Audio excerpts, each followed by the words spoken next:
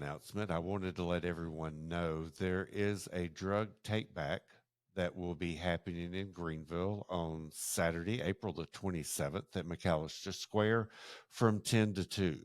So if you have a pile of prescriptions that you stop taking, you don't use anymore, this is your perfect opportunity to turn them in with the rest of the community.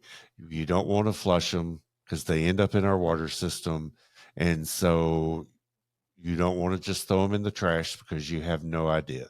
So join us at McAllister Square, Saturday, April the 27th from 10 to 2.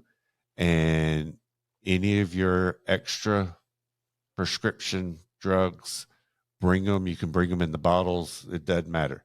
Just bring them and turn them in so we can collect them. And that way we will incinerate them and they will be gone. So hope to see you there. Thanks. Hey, it's another day and another podcast here from Just Say Something. My name is Philip Clark, and I'm the executive director here at Just Say Something. So I want to welcome everyone to this week's podcast. I'm really excited about this week. We have a partner and a friend, which makes a huge difference when you're trying to work with others in the community. And so today with us, we have Martine Helou from Rize Prevention. I hope I didn't mess that up. You did, but it's okay. So welcome. Welcome. We're friends, so that's okay. Hey, you got to be friends. That's right. Especially in this kind of work. So tell us about Martine and tell us why Rize. Okay. So Martine Helou-Allen is my name. I'm the executive director of Rize Prevention. And I've just got a passion for people. I love people. And if I want to distill it down into the reason why I founded and created Rize, it's because I believe that everyone has inherent value and that they all should be given an equal opportunity to be loved, supported, encouraged, motivated, and helped into becoming the best person that he or she can be. That's awesome. That's awesome. That's why we're such good friends. We're right there. We're on the same page. So when did you start? When did you form Rize? Tell us a little bit about that process. Okay, so formally, Rize was established in June of 21, but I was thinking about Rize many years before. And really, it kind of the idea and the dream that I had was birthed at Greenville County Sheriff's Office when I was the Community Relations and Correspondence Director there. So in that role, I was tasked with the duty of coming up with community programs, okay, that address different needs that Greenville County had from the perspective and capability of the Sheriff's Office. So right around that time, about 2016, is when we saw the opioid crisis really start to rear its ugly head in our community. And so my first question after reading a very, I would say blunt obituary, honest obituary by a mother who had lost her daughter to fentanyl poisoning, I was in tears. And the first question that I asked myself was, what are we doing to stop this from happening to more teens and to more families? Yeah. And honestly, Phil, I did research. I said, what are we doing? Boots on the ground to go to these kids, stop addiction before it starts. Nothing. I mean, pretty much nothing. If we want to talk about real drug prevention where relationships are being established, I mean, yes, there were curricular programs that were in schools, but it was watch a video and answer these questions. Or it sat on a shelf. Yeah, exactly. And so I did not find a lot that was going on. I even called schools to ask them what they were doing. And then I just said, we got to change this. And it just became a personal passion of mine and a quest that I went on and did a whole bunch of research and made the first ever partnership between a local law enforcement agency, national law enforcement, namely the FBI and DEA, and a school district, Greenville County Schools, and try to do something different. And I started something new, a completely new approach to addressing the drug use crisis among teens. And they loved it. And the pilot went so well. And now here we are. Here we are. So tell us about here we are from where you were in 21. What's that growth been like? Where are you now? Where are you at in your programming? Are you you just in Greenville County? Or are you outside of Greenville County? Give us your little elevator speech. Oh my, yes. So June of 2021, we started out with a grant from the Department of Education, and it's the innovation grant that said, we're going to give you this money to test this out.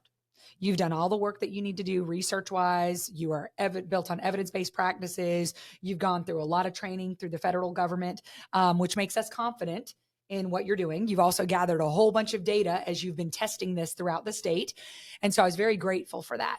So it started out with a little grant, and we served only 5 schools in our first year of 21. So the 21-22 school year. That next year, our program expanded into like 8 schools. And this year we're serving 14 schools. Wow. Next year we'll be serving 20 schools.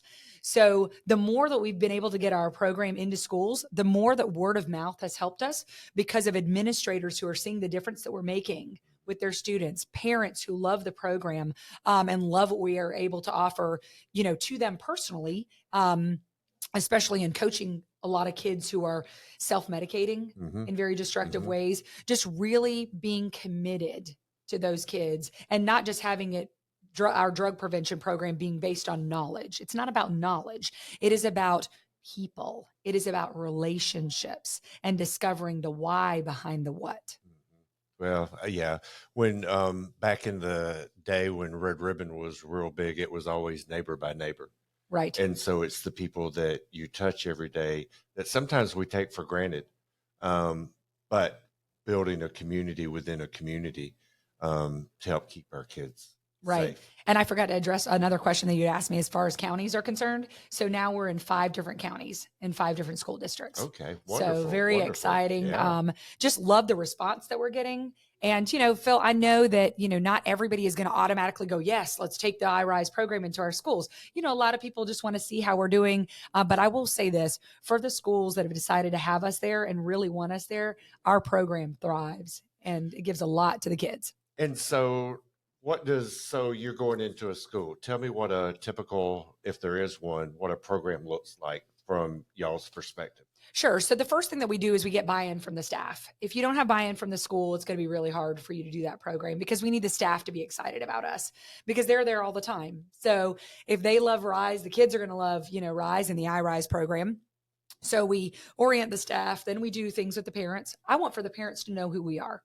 Before going into their children and interacting with their kids, the parents need to know who we are, what we're doing, and the resources that are available to them, and resources that are not just available to their children, but to them as parents. There are a lot of parents who are struggling, who haven't had the type of support that we are offering to their kids. They've never had it. Right. So a lot of times that's a great way to build bridges. Then we go in and we do during a 4-month period. So we're there for 4 months. We have a couple of different assemblies, so big group presentations, and we do lunch visits. So we're not taking these kids out of class a lot because I do believe in education. They've got to have time to learn. Right. Right. We're just working hand in hand with the school with the amount of time that's provided. And according to those comprehensive health standards that the school has to fulfill, they choose iRise to go in there and do that for them. And I can imagine that because I know our programming that we really get to interact with the kids and see them over a period of time and see that difference. To me, that's worth more than what money's worth. Oh, absolutely. Just to see those looks on those faces. So we were talking about opioids earlier. So Rize Prevention, Just Say Something, Greenville County Sheriff's Office, and SafeRx have come together to form the Power Collective.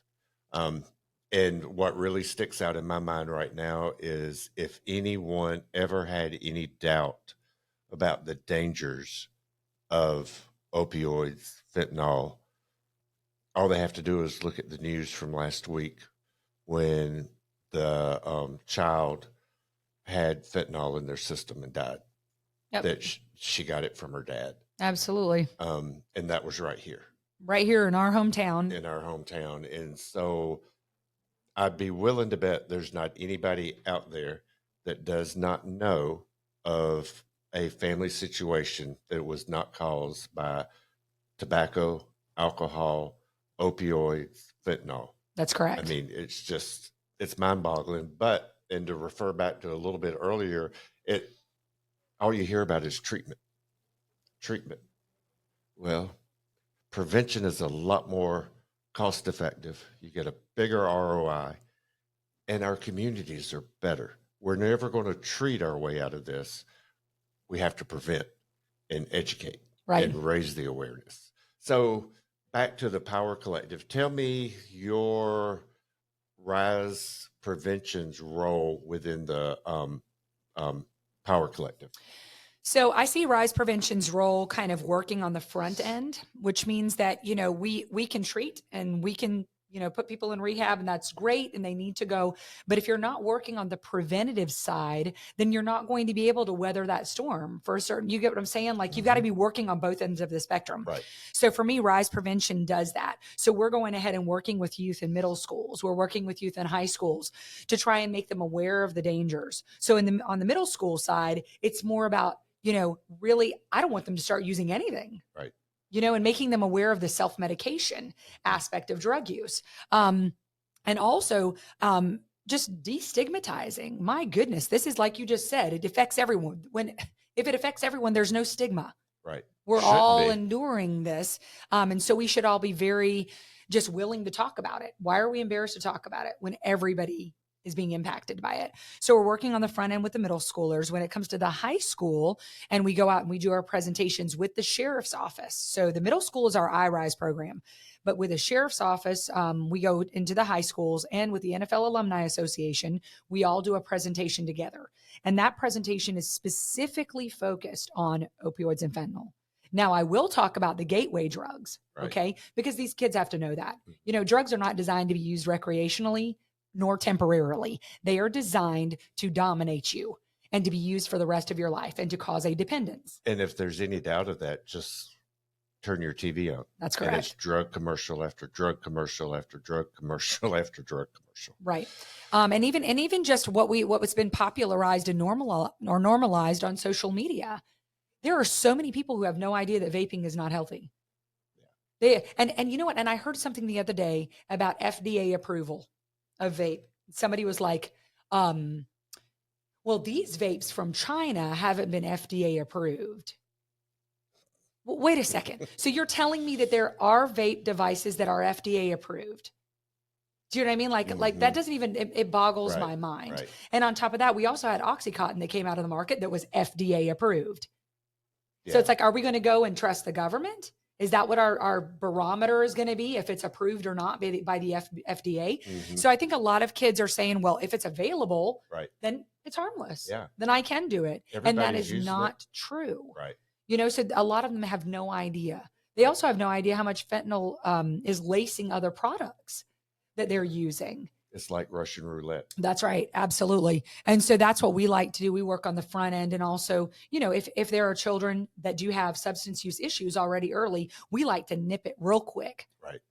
So that it doesn't graduate into an opioid or a fentanyl addiction. Right. Because the brain learns to acclimate, right? Mm-hmm.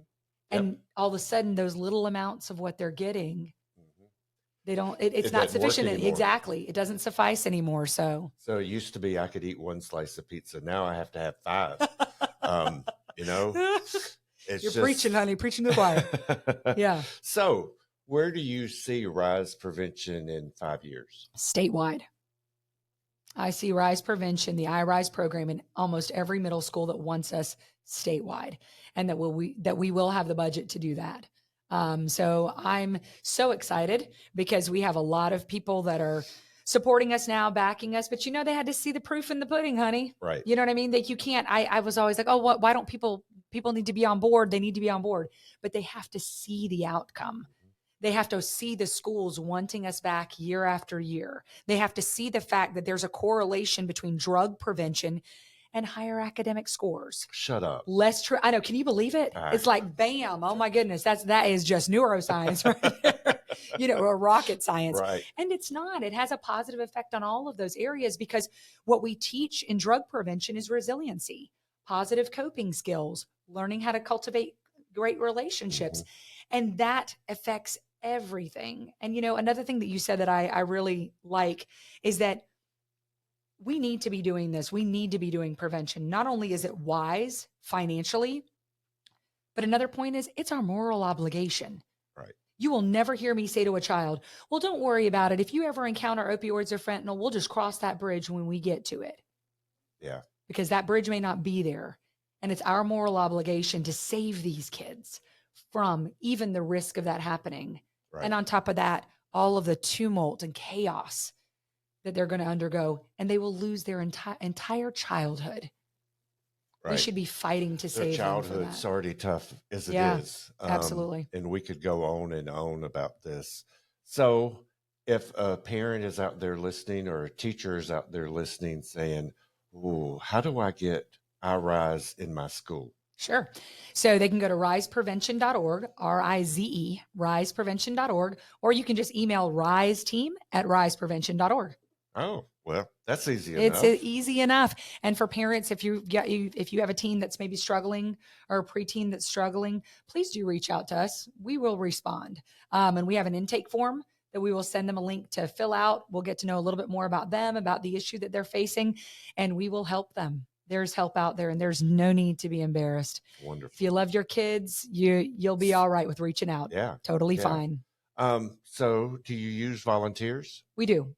So we use volunteers to help us with some administrative stuff. So like when we do our pledge days and we're stuffing the reward envelopes, that's thousands of envelopes. So we can always use that. We would love to have people that are passionate as parents about prevention invite us to come and host a community presentation.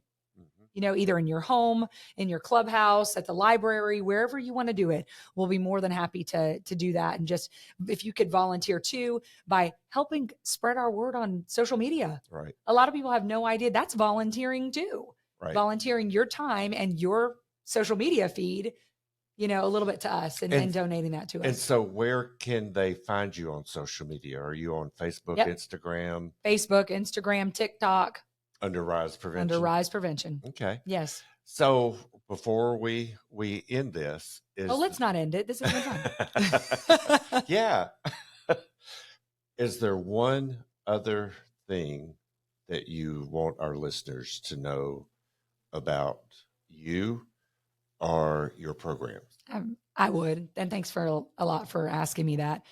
No matter what anybody's going through, no matter how much you believe that a challenge is insurmountable, what Rize Prevention has been built on and what we do through and through every facet of our work is built on the belief of in a two-word phrase, and that is love wins. Love wins every single time. We see it in every kid that we coach, the families that we help, the people who come into us saying, thank you so much for being here. The transformations that we've seen, even non-clinical, right? Doesn't necessarily be therapy. It's loving people into a place where they can then love themselves. And love certainly wins every time. You just gave me chill bumps, but thank you for that. I really appreciate that. Well, I'm sorry, but we have to end our time today. Shoot. I really, really appreciate you spending some time with me. I appreciate your partnership. I appreciate your friendship. Likewise. And we'll definitely have you back at another time.